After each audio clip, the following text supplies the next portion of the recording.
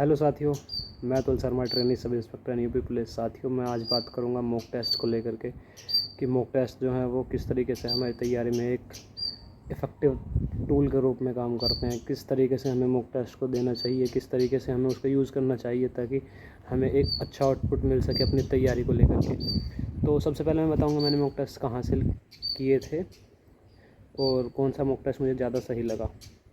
तो मैंने test series पे कुछ मॉक टेस्ट दिए, मैंने ग्रेड अप पे कुछ मॉक टेस्ट दिए, मैंने RWA ऐप पे कुछ मॉक टेस्ट दिए पहले, क्योंकि पहले जो RWA थे वो वीकली टेस्ट चलते थे मॉक टेस्ट, मैं पहले उन्हें देता था। उसके बाद फिर उन्होंने एक टेस्ट सीरीज़ निकाली थी जिसमें तकरीबन मुझे याद नहीं है कितने मॉक टेस्ट थे उसमें, लेकिन बहुत सारे मॉक टेस्ट थे उसमें। वो टेस्ट सीरीज़ मैंने ख़रीदी थी और मैंने टेस्ट सीरीज़ के टेस्ट बुक के थे वो भी दिए मैंने, और ग्रेड अप पे भी दिए। तो मोस्टली जो मैंने मॉक टेस्ट दिए वो RWA से दिए। मुझे RWA का लेवल जो था वो काफ़ी अच्छा लगा।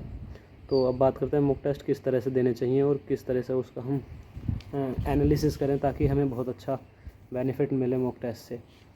तो सबसे पहले आप अपनी तैयारी, जब आपकी तैयारी अप्रोक्स 50% हो जाए, मतलब आधी तैयारी, जब आधा सिलेबस आपका हो जाए, तब आपको मॉक टेस्ट देने शुरू कर देने चाहिए मेरे हिसाब से, क्योंकि तब हमें थोड़ा कॉन्फिडेंस भी रहता है कि हाँ, अब मैं बहुत सारा टॉपिक मेरे पास ऐसे हैं जो मैं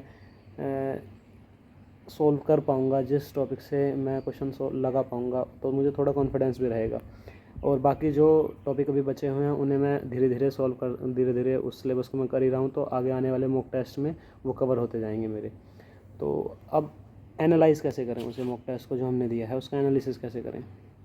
जो मैं करता था मैं तुम्हें वो बताता हूँ। मैं मॉक टेस्ट दिया और उसे देने के बाद साथ साथ हमें रिज़ल्ट पता चल जाता है, तो मैं सब्जेक्ट वाइज, जैसे 4 सब्जेक्ट थे अपने, इंग्लिश, मैथ्स, रीजनिंग और GS, मैं सब्जेक्ट वाइज ये देखता था मेरे कौन कौन से टॉपिक से मेरे क्वेश्चंस गलत हुए, और हर बार मैं हर सब्जेक्ट से, चारों सब्जेक्ट से एक एक टॉपिक उठाता था जिनसे मेरे गलत हुए हैं, और अगला मॉक टेस्ट देने से पहले मैं उन चारों टॉपिक्स को, मतलब हर सब्जेक्ट से एक एक टॉपिक, चारों टॉपिक को उठा लेता था कि अगली बार इन टॉपिक से मेरे गलत नहीं होने चाहिए।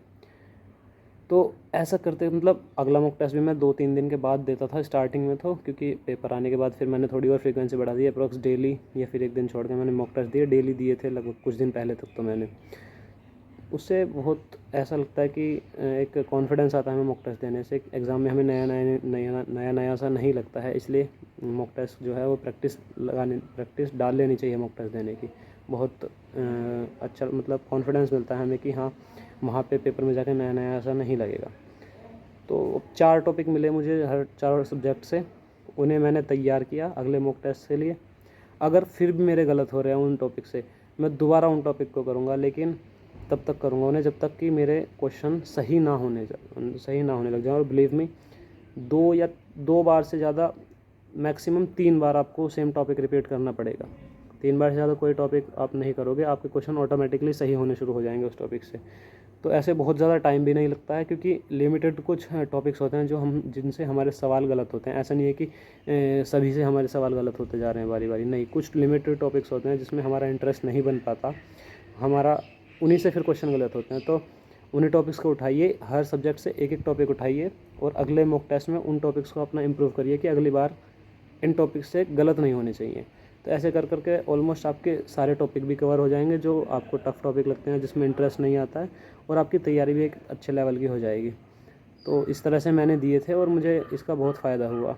मॉक टेस्ट की एक स्ट्रेटजी और थी कि हमेशा अगर आपको टाइम कम पड़ रहा है मॉक टेस्ट में, तो सब्जेक्ट्स को शफ़ल करके देख लीजिए कि कभी आप मैथ्स पहले कर रहे हैं तो आपको टाइम नहीं बच रहा क्योंकि मैथ्स टाइम पी जा रहा है, तो आप ऐसे रखो कि मैथ्स को बाद के लिए छोड़ दो, पहले अपना GS और हिंदी कर लो, क्योंकि उनमें क्वेश्चन देखते ही बनते हैं। तो पहले वो कंप्लीट कर लिए, फिर रीजनिंग कर ली, फिर मैथ्स कर ली। ऐसे जैसे भी तुम लोग को सही लगे, जैसे भी तुम्हें लगे कि आपका टाइम जो है वो बच रहा है, मतलब मॉक टेस्ट जो है जितना टाइम दिया है 2 घंटे का, उसी में आप कंप्लीट कर पा रहे हो, तो सब्जेक्ट्स को इधर उधर करके सॉल्व करने की कोशिश करिए, आपको बेटर रिजल्ट ज़रूर मिलेंगे। तो इस वीडियो में इतना ही, मिलते हैं फिर किसी वीडियो में UPSI से रिलेटेड। बहुत बहुत धन्यवाद।